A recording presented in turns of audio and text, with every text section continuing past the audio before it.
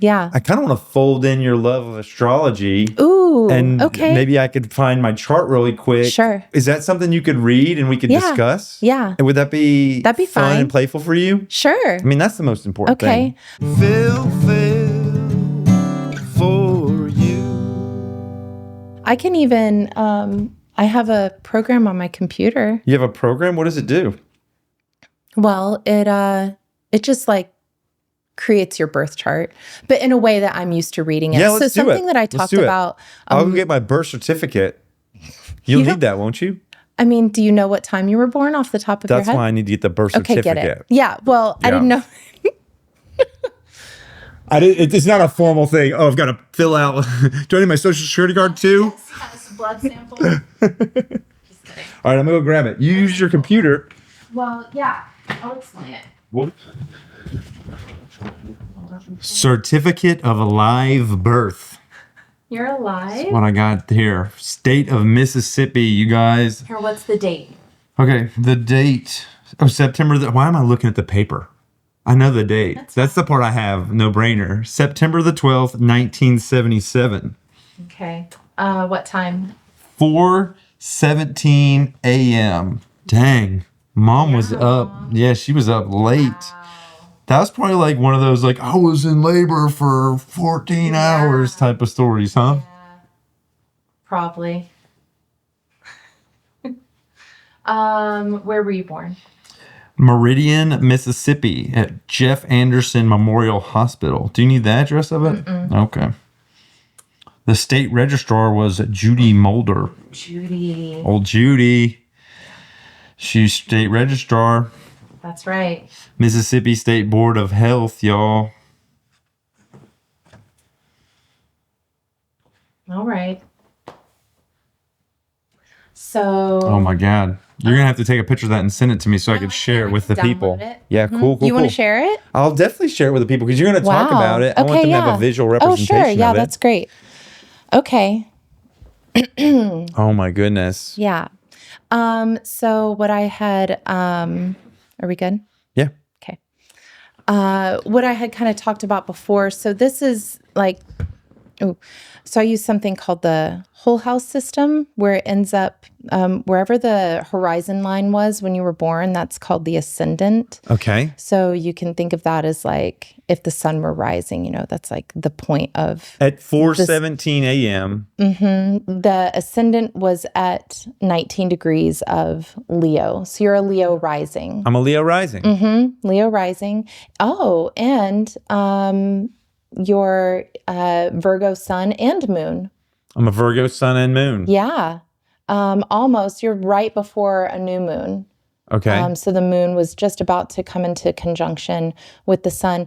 And Mercury is co-present, which Mercury is the ruler of this sign, of the sign of Virgo. It's actually one of its homes, and it's an exaltation, meaning it's really strong there. So the way that the way that this is all divided, so whatever house the ascendant is in becomes the. You're good. I like it. We're moving around. I'm just. Yeah. You're good. That becomes the whole first house. So The then, ascendant, let me make sense of this. So when I'm born at 4:17 a.m. in September, there's the sun is setting somewhere. Is that what you're saying? The horizon. When you say the horizon line, what does that mean? That is like if the sun were to be rising, it is where the sun like peaks over the horizon line, right? Where it is. And what So that establishes astrology, what stars are behind it at that time? It just locks in like where, so when you were born, this is where all of the visible planets were. I don't have the outer planets. Okay. I don't have like Uranus and Neptune and Pluto showing right now. Okay. So it's all just the visible planets that we can see with our naked eye. Yeah. So like I can even, let me go forward a couple days. So someone were born, Here, let's flip it and I'll just put it at chart 1. So if someone were born on September 17th at 4:17, the ascendant is still in Leo. It's at a different time, or it's at a different degree. Oh, okay. And the moon has moved over to Scorpio. Whoa. So they have a different, right? So in like Vedic astrology and Indian astrology, we look at like the top 3 as like the biggest definers of like who you are. The top 3 are your ascendant, because it moves the fastest. Okay. Then the moon, and then the sun. And all those for me were in Virgo.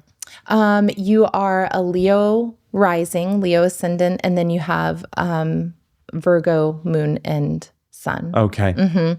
So here, I can show you maybe a little bit better. Oops, no, let's check. Let's bring you Phillip Jones. Boom. Jones is your last name, right? Jones is my last name, yeah. Let's see. Okay. So I can show you by hour, just to show you like why the ascendant is important. So if you were born, because it moves fast. It does, every about 2.5 hours. So if you were born even an hour later, your ascendant would have become Virgo, and then you would have had like your main 3, which some people have. Yeah. So, but I'm Leo ascendant. You're Leo rising, Leo ascendant. Rising, yeah, you can. Yeah. Wow. What does this say about me and what does my it life say about and you? Well, what I'm doing? It kind of depends on what question you're ask approaching. A question. You can ask me a question. Ooh, I can ask you a question. So this is like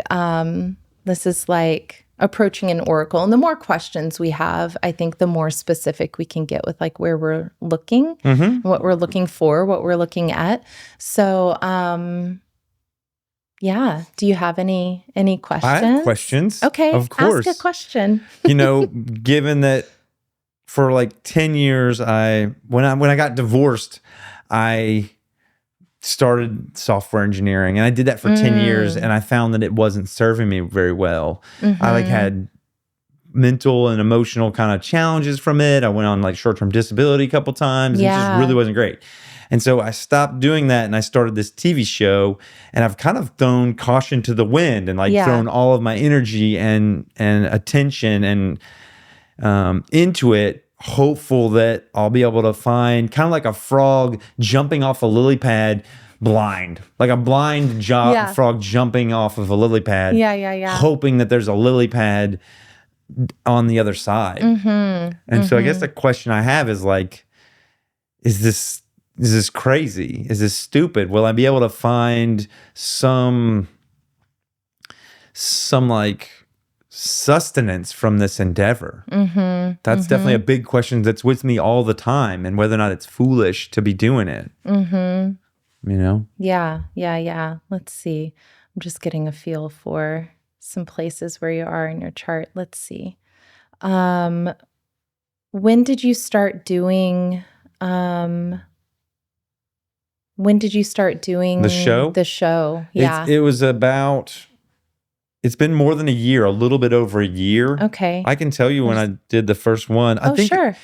I started doing it when it was like October of last year. Okay. 2024? Maybe it was 2023, because I've been doing it a year and a half total. Okay. Yeah. But I know when I released my first episode. Okay. I can tell you that. Sure. But like I started doing it because I had to learn all the equipment, and I had to do a bunch of stuff before I actually released one. Yeah. I'll look and see when my earliest release was. I think it was like, I recently had my 1 year anniversary.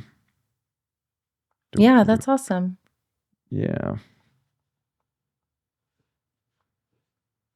I just have to scroll to the beginning. No, you're good. It's like hundreds You of post a lot. I know. No, you do. It's great. I try to. Well, I guess I do.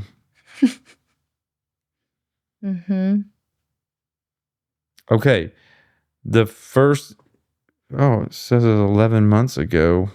Sort by most recent. Yeah. So this one was published April the 7th, 2024. Wow. Was my first. That's almost a year? Was my first release. That's amazing. April 7th. I was So just not curious. quite a year yet, but Yeah, almost. yeah. Almost a year. That's cool. Dang, I'm coming up on a milestone. Yeah, you are. In a week, Mm-hmm. right? Yeah. That's big. That's big. That's really cool. I will have rooted. Yeah, My root officially. year. My root year. Your rooting year. That's great. All right, what's it say? Well, what is it saying? Let's see. Okay, so a year ago, so what I did, I pulled up the transits. Transit Means how this, like where the stars were that year ago. a year ago. Okay. And I just put it at noon. And that's how it relates to my birth. To your chart. Okay. Yeah, just kind of seeing like where it lights up for you. And I'm realizing that, like, it's a little bit arbitrary in the day. But so I'm not going to think about like the house that it's lighting up too much. Aside from, it's like the timing. Let me see. Yeah. Okay. We can look at that. So yeah, I just set it to noon to see, just kind of give us a place. What's interesting, so you have you were born at almost a new moon, and you birthed your channel at almost a new moon. Really? In the sign of Aries, which is a very initiatory. Some places it's in some places, in some, like, I don't know, circles, it's considered like the actual new year, more correlated to, the equinox when spring is actually beginning. And yeah, there's all that like action, that like new birth, new energy, new endeavors energy, like new things. Exactly. So I started something new at a time when I was supposed to. Yes. Well, And it may be like this sense of like starting new things. Like, I don't know, it might be something really interesting to look at movements of the moon. And if like around new moons, you have this sort of impulse to like start a new thing, that might be just something naturally that is subconsciously or consciously sort of like always at play a little bit. And then, okay, so the sign of Aries for you is in the 9th house, which the 9th house can represent things of like philosophy, higher education. It can relate to like foreign travel. It can relate to kind of a lot of different things. It can relate to like the law. It's the joy of the sun. It can be very like prominent. It's a very like, I think of like outward kind of things, like teaching, like what you've learned, you start to teach. Ooh. Yeah. So I find it really interesting that you started. And the show is very much about me learning. Exactly. And it's like I learned philosophy. I learned all these things from a bunch of people that are skilled and intelligent in these areas. Yeah. So it's like that matches up. It does, definitely. And I mean, the sun, so since you have Leo as your ascendant, as your first house ruler, that makes the sun sort of your Time Lord. Time Lord. It's an interesting word. No, actually, the sun is my Time Lord. He's your birth chart ruler. He's your birth chart ruler. Okay, he's my birth chart ruler. Yeah. The Time Lord is more of a perfection. So every year we kind of develop a different house a little bit more intensely. If we think about like when we're born, we're sort of developing our sense of self, like getting into our body, who we are, figuring out our personality a little bit. The second house is more related to like material possessions, your values. You start to become more aware of like your family, that you're part of a family, that you have, certain things matter, certain things don't. Like, we, don't stand on the table. We don't throw our food, things like that. So we can start to think about like how that develops. But again, it is sort of it's a cycle, but also a spiral. But anyways, okay, so this sort of describes like how we assign different meaning to each house. And as I showed you that, if you had been born an hour later, everything would have been shifted. So it's like every 2.5 hours, like the planets are moving, getting pulled through the zodiac, right? And sort of Okay. like lighting up different places. So in theory, if you were born an hour later, like some things might look different for Right, you, right. in life. So what am I trying to say with this? Okay, so with the sun, any place that the sun is going to be a little bit more prominent for you. So the sun moves through each sign, in about a month. So you might be more attuned to like yearly cycles, and you might start to notice like that you're, I don't know, that you have more energy in Aries season, that Which you, is in April. right, it's right now.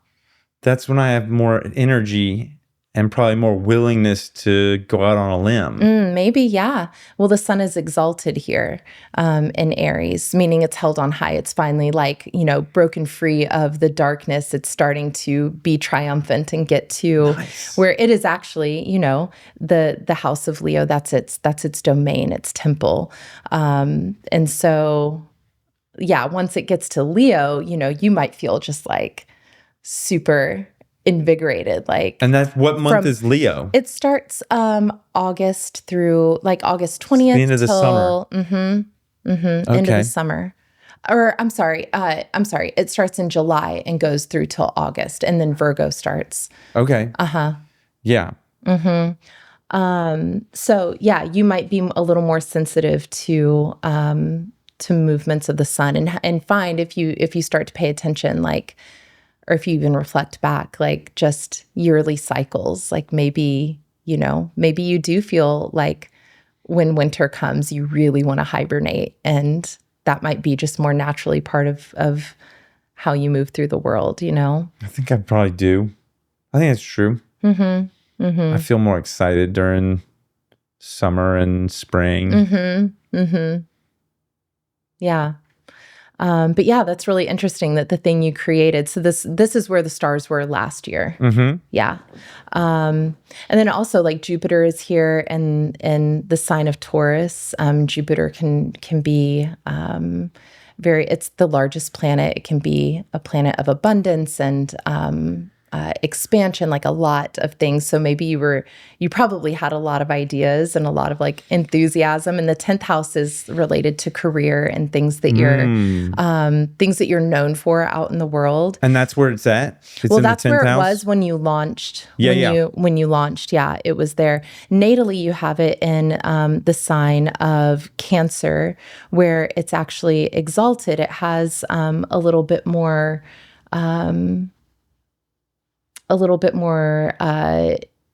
influence. It's this like feminine water temple. It's in your 12th house, which is interesting. I personally, I love the 12th house, but it can be a place of traditionally like sort of, I don't want to say negative things, but more of the things that we don't naturally look at and tend to, which actually it sounds like you have an affinity for being able to turn towards those things. Actually, it's kind of the things that live in the darkness. It's like shadow. It is a little bit shadow. It's like the labor before birth. It's a very liminal space. It's a transitional space. Yeah. It's a lot of like tending of like the death of things, tending of childbirth, tending of those transition places that aren't always, they're not glamorized, you know? Yeah. Yeah. And it's not I don't the know. bloom. It's not the bloom. It's not the full blossom. It's the thing that we have to go through to get us there, right, for sure. Right. And you also have Mars here, which is not super strong, but they're kind of like balancing each other out. So it's not like you're getting sucked down and getting sucked into this place of like this darkness and the shadow. But it's also, it's a place you're not really like scared of visiting. So I feel like that's a really big strength, and it's relating here in a sense of it's a sextile, which is it's the nature of Venus, so it's very nurturing. So I feel like things that show up in your career house, if they're in alignment, they can be very nurturing for you and for others as well. Yeah. And of course, like right now, excuse me, in this moment, Jupiter is in Gemini, which it's not super strong there, but it's about to move into this place. You're going to have a return. I can't think of when Jupiter is moving into Cancer, but you'll have a Jupiter return. And anytime a planet, comes and cozies up, it's like a new moon kind of feeling, where there can be like a regeneration. It's a revisiting. It's again, that time for reflection, and but in sort of a more cohesive way, not in a like confrontational, like next to each other. Yeah. And then as I'm talking even about the 12th house, something about like you being born like just before a new moon, that's like the darkest time, the balsamic moon, when things are like especially mysterious. And there used to be, sometimes there would be like rituals like during the dark moon phase of the moon where it would disappear from the sky. Where has it gone? We have to do these things to they do rituals? Bring it back up. Yeah. Sometimes some people back in the day, but it used to be a little bit scary, but you're like, I'm not scared. I'm not scared. I'm not scared. I ain't scared. And and you had Mars going through Cancer for a little while. It had a big retrograde in Cancer. So it's going to come out in not too much longer. And then you might feel sort of like refreshed and renewed in a little bit. Let's see. In like 3 weeks, at the end of April, Mars is going to move out. And that's good. That's good. Just it's been here for a really long time. So like this, Mars is a planet of action and of movement. And for that to be moving into your first house, like you may have felt sort of like maybe stuck a little bit in some things. Yeah. And like, oh, there might be this just like renewed energy of like, that sounds good. Yeah, I can. Because sometimes there's like depression of wanting things to be further along. Totally. And just feeling like sometimes the fatigue of the journey, and you need that reinvigoration, that renewed kind of like passion for it. Yeah. Sometimes you just need to catch a fish, Totally. to know there's fish out there. I do. Yeah. I mean, I think that's a perfect analogy for Mars and Cancer and like this nurturing water sign, yin, feminine, like ruled by the moon. Ruled by the moon. Yeah. Which is fast moving, but like just so gentle and, and also mysterious, not super defined, a little bit challenging to capture. Move, shape shifting. Totally. Where are you going to show up now, moon? Where are you? Yeah. I just want to catch a fish. Yeah. So yeah, I think that all like relates to your career stuff you're doing with the show. That is intense. There's like a lot to astrology. It's almost like a separate language. It is a separate language. It is a little bit. And like, it's developing your own language for how all of the planets, like they show, it all just depends. Like they have their significations and their things. Each planet has its own. Is it like tarot cards where each tarot card has its own kind of like meanings and definitions, but there's also numerology on top of that too. And then there's also symbology. It's all of that. Yeah. So it's like you have, significations of the planets, topics of the houses. And houses is the months, right? There's like 12 months. The house, so there's 12 houses. Will always be the first house. Here, let me show you the. I wish we could like show the screen, but so this will always be. Let let me actually, here, wait, let me just show now. And Leo will always switch be that. my first house. Leo will always be your first house, but it won't always be the first house. Okay. So, okay, right now, oh, that's cool. Right now is Leo rising. It's your time, man. Yeah. Right now. I'm just kidding. But like, okay, You're just we can kidding? go. No, What? I'm not kidding. I was just, Okay. but no, it is like you, I mean, I don't know. Pay attention to that. I wonder if maybe we even like start to have sort of our cycles throughout the day where, I don't know, like at 3:14 every day, you might feel like, hell yeah, feeling I can do anything. Maybe, I don't know. So let's go. I can do anything. Let's see. I love it. So if we go forward by hour, so in 2 hours, it's going to be Virgo rising, right? Is that nap time? And maybe, I mean, that's very nurturing. Nap time, and then it just kind of moves through. What was my point in bringing that up? I forget. That's okay. I got swept away by our song. The song. Yeah. It does it every time. Well, we love that song. So good. Just took me to a different place. Yeah. So I don't know what I was going to say. Rewind. Remember. I don't know. Astrology time. Language. Oh, I know. That's what I was going to show you. Got it. I got it. I came back. Okay. So right now, Leo rising. Leo is the first house. Now, 2 hours later, Leo is the 12th house. First house stays, right? But this is all moves that way. That is, what is it called?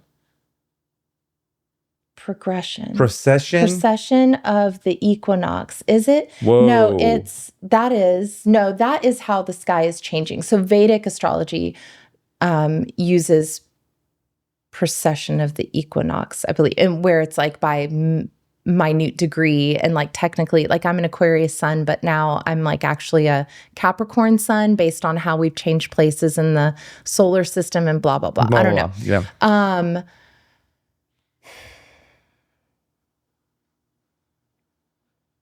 So there's a way that the clock, it's just not accessing. So that you can see how the sky spins every hour or every couple of hours. Yeah. I see that. It significantly moves, right?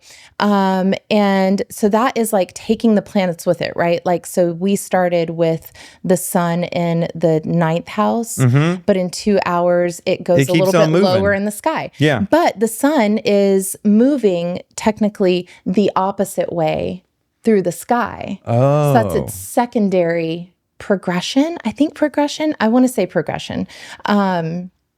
So there's, God, I wish I could remember the term. And Dude, it's just this is not so wild. You have such a depth of knowledge in something that's like really. So we have this thing that's always kind of pulling us in one direction, but then the planets, we can see it probably in the moon. I'll just kind of go ahead. You see how it's going 4 degrees? Yeah, I see that. Yeah. 5 degrees, but it has moved down in the sky. So the planets are always sort of like the planets are getting pulled in this direction. They're getting pulled clockwise, but they're actually moving themselves counterclockwise. So why am I bringing this all up? Well, the first house always stays right here, but the sign moves and shifts, right? And so then that, like right now, Sagittarius is the first house on my screen. Yeah. But then in an hour, it'll switch to Capricorn. And the house has some significance in your life. Like one could be about business, or one could be about romance, or one could be about all the houses have different cultural or relational or they have different topics that they sort of work with all the time. And then the signs come in, the zodiac sign comes in and sort of like decorates the house. Yeah. To tell you what's going on within that aspect of your life. How it feels for you. And then planets are there natally, and then they pass through. And so a really good way to kind of get a sense, you're tied to the sun because it's your birth chart ruler. Leo, yeah. Yeah, but anyone can do this where they're tracking not the phase of the moon, but which sign the moon is in, because then you start to get a sense, I think, a little more quickly of like how you're interacting with each sign, if that makes sense. And house as well. So you can maybe start to get a sense of like, oh, during an Aries moon, I always have a little more energy. Or like I'm natally a Pisces moon, I'm very emotional. Like I will just get tired and emotional. And I'm like, where's the moon? Yeah. Like Pisces, like 95% of the time. So we can start to kind of tell our future or tell how we might respond in certain situations based on what's going on astrologically. Yeah, absolutely. A little bit. Like we can't predict all of it. It's not, we shouldn't put any bets down on the lottery or on the... Not necessarily. But it can give us some indicators. It can inform, for sure. Yeah.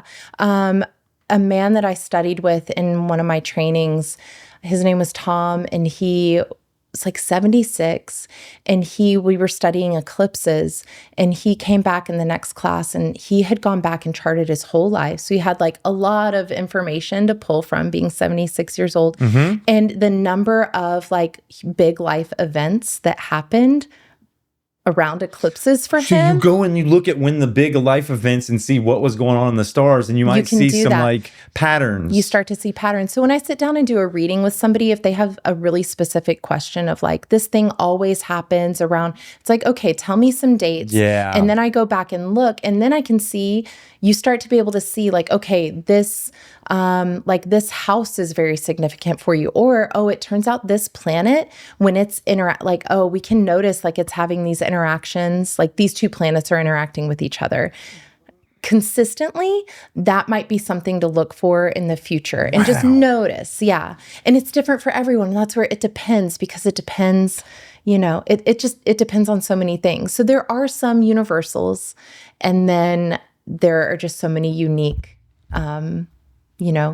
actual experiences, lived experiences. Heck yeah. Yeah. And so it's giving space for all of it. And I think that speaks back to like fate and free will of like, there's some fated. Yeah. It's like 1% or whatever the percent is. I'm going to have to work that out. I don't know. You're going to have to work that out. Like I see Hollie back at home with a whiteboard. She's like, 1%. No.